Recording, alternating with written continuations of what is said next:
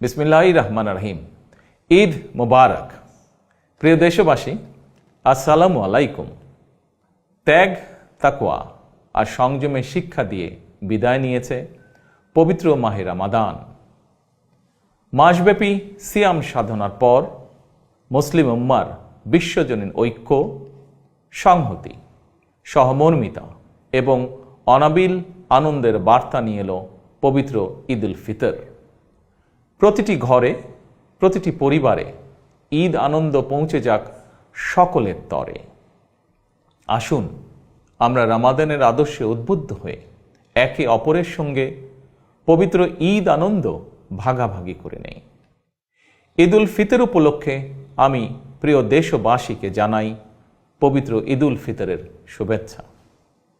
বাংলাদেশ সহ বিশ্ব মুসলিম উম্মার প্রতি জানাই আন্তরিক অভিনন্দন ও মোবারকবাদ। ঈদ মোবারক। আল্লাহ হাফেজ।